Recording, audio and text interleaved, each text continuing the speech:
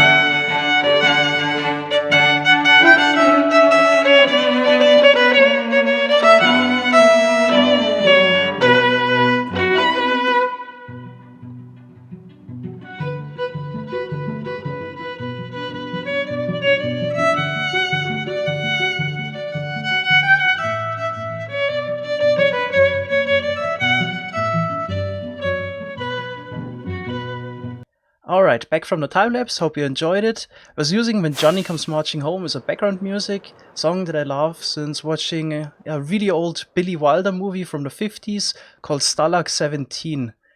Can definitely recommend it. So that's it for ilmango's movie tips.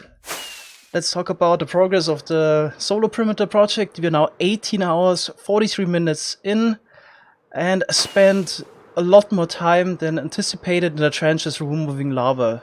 So the World Eater was actually stopped at some point because it just couldn't keep up, and then I was spending an additional 4 hours removing lava here in the trenches, which is definitely necessary since this part of the machinery would move down, and if there's lava in the way, this wouldn't be good. Okay, so we got a bit over 5 hours left. The runtime for the rest of the World Eater will be, I don't know, maybe 3 hours or so. So that's definitely within plan, but once we hit layer 11, there might also be a lot of lava there that I have to remove and stop the World Eater again. So it's gonna be a close one. I think I'm gonna do the next session maybe this or next weekend. Still think 24 hours is doable, but it will be super close. At the beginning of the episode, I said we're gonna work on some smaller projects today, but so far the projects haven't been small at all. Actually had different plans, but I got one more that would qualify as a small project, hopefully.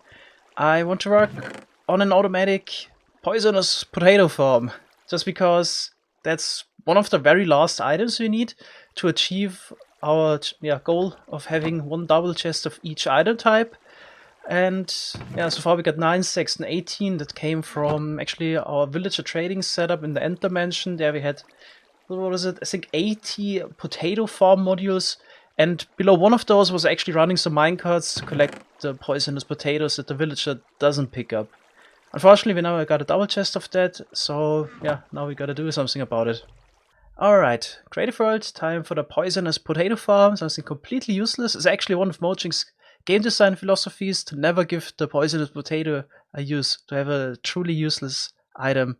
It actually does something if you eat it, you have a certain, I think a 60% chance of getting poison effect. In my opinion, there's even more useless items in the game.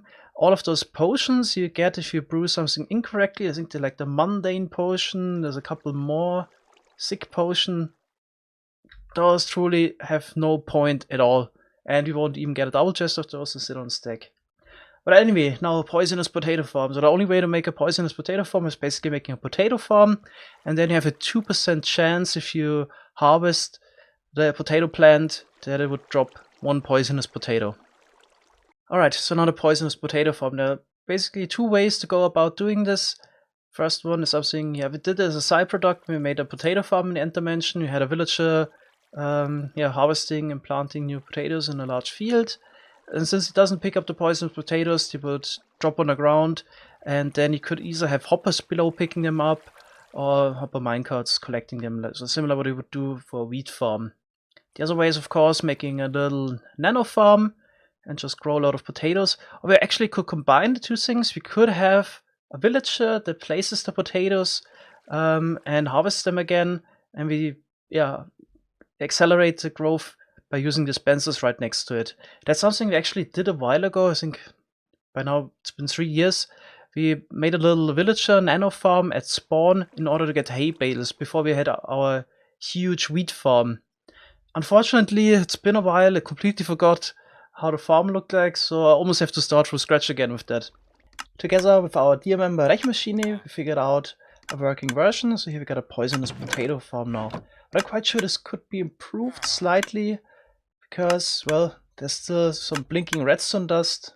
I'll try to avoid that, because we want to build this in the spawn chunks and run it 24/7. Alright, so let's try it over here again. So what we need for this is a villager that has potatoes. We won't care about collecting any normal potatoes, just actually gonna put a filter below the whole contraption that only picks up the poisonous potatoes and gets rid of everything else. Let's actually build this a bit higher so we have some space below as well. As soon as the potato is planted by the villager, we need to bone meal it. So the farm that I designed together with Rechenmaschine, we actually used 3 dispensers, but I'm quite sure we can also use 2. So you need 2 to 3 bone meal attempts for the potato to reach the final stage. What we did over there was activating them all at the same time. That always resulted in the potato plant being fully grown, but I'm quite sure if we maybe just activate those 2 dispensers twice, should also work. Alright, so in order to detect the potato being planted, use the observer there as well. Just trying to figure out what would be the best site to build is probably like this.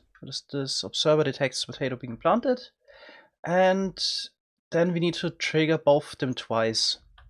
So one good way to get 2 signals out of one observer source, basically redstone signal source, is using pistons and detect those directly. So just gonna power everything here with a block, and then we need to power the dispensers. So just gonna put the observers here, and here it's important, we later want to break the crop with the light levels, that we don't update the potato directly. So we're gonna completely encase this so it's absolutely dark in there, if you would update the plant now, then it will just pop off. So you want to fully grow it and then break it. So that's why we power the dispenser not directly, because if we would do that, then we would also update this block right here. But yeah, if you power it through the block there, then we don't update that. Okay, then this is already fully grown. Now I just need to update the plant with some delay afterwards. I think one good way to do this would be maybe to go up and update it through a rail. So in order to transfer the signal, we need a block that can be powered, but also detected by the observer. I'm gonna use a dropper here. Then normal block and vortic repeater there. And now we need to update the plants somehow. There we can use a trick of rails that they update basically 2 blocks below themselves. So if we would have a power to activate a rail here, they would power basically the slab block and even 1 block lower, which would be the seeds here. Alright, then we just need to make this fully dark. And then this would already work. So let's try it out. Actually, we don't need the slabs here, so we can look inside even. See? Bone meal is required as well, of course. As you can see, this already works. Okay, now we just need to get the villager in there before we place the slab, and then push in the slab from the side, and then we already got a fully working farm kinda. The only thing we need is of course a lot of bone meal for this. Alright, so I started the farm up. You can see the villager is always planting the potatoes here. I think there's actually a certain interval where it does it, maybe every second or so. Maybe need some testing. But yeah, it's finally working. We get about 40 to 50 poisonous potatoes per hour. So not quite a lot, but we need about 5,000 bone meal per hour as well, so it's actually quite expensive to run this farm. But it's no problem at all. I mean, we have the bone meal, we have millions of it. So, time to build this in survival. We actually already got something prepared. Panic brought over a farmer villager a couple months ago. He's just been sitting there all the time. Right, I got the materials. Gonna quickly build it up. Now I have to get the villager into the farm. Yeah, moving villagers is always great fun. See how it goes this time. Alright. I actually would need to remove the ice at the bottom to be able to lay down tracks, but maybe we can push him up. No, he doesn't cooperate at all. Okay, then let's put down some blocks so we can maybe push him on top of that. Can't even push him today. Maybe we have to remove this block here.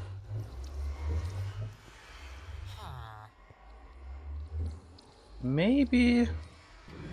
yeah, I had a feeling this might work. Okay, can we push him now? Okay, there we go.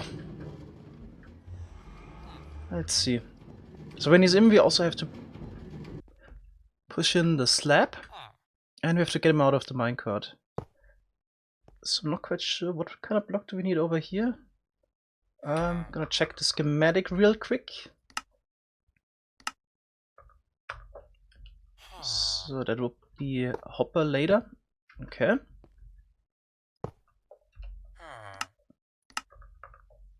Then I'm not even sure if we have to get him out of the minecart or if that would be fine. Let's risk it. Let's keep him in the minecart. Why not? Let's push in the slab and then pretty much done here. So I'm preparing the bone meal right now. This kind of reminds me of the early Minecraft 1.8 days where we spent entire evenings moving bones, crafting them into bone blocks for our tree farms. Well, definitely got a lot more convenient now with shulker boxes and the bone blocks. I'll craft the rest of the bone meal later. Now it's time to start the farm. So let's throw the villagers some potatoes. Got a stack that should be enough. Now I'm just hoping that him sitting in a minecart won't cause any issues. Can you pick that up? Maybe I should get rid of that minecart. Let's actually get those hitboxes. There we go, it's not that hard. Alright, here potatoes. I hope this inventory is not filled with seeds or anything. They will... oh no. Yep, that might be the case. The inventory is filled somehow. So I used the entity info command. I'm not even sure if this is carpet mod or vanilla. Anyway, so I'm checking the inventory right now of the villager, and it's completely filled up with bread. This is very unfortunate.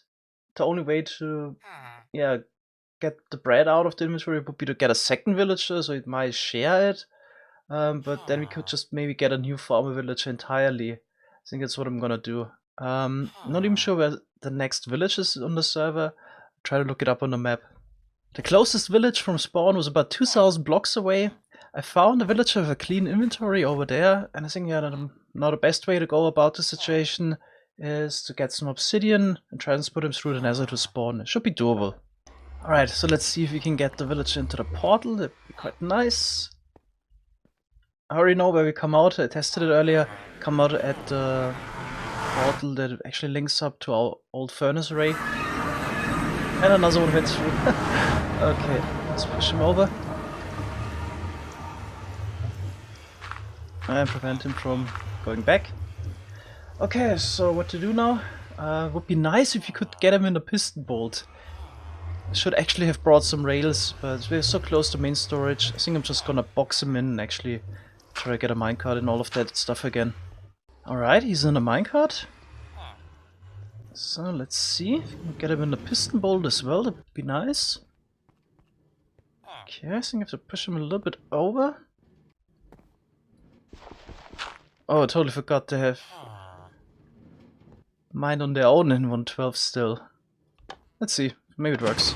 Yep, there he goes. I think he also gets ejected out of the minecart with the activator rail.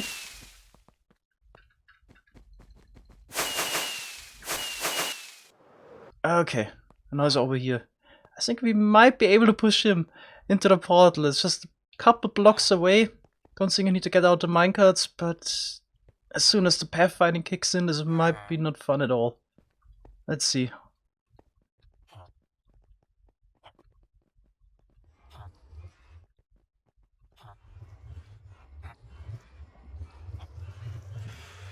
There we go.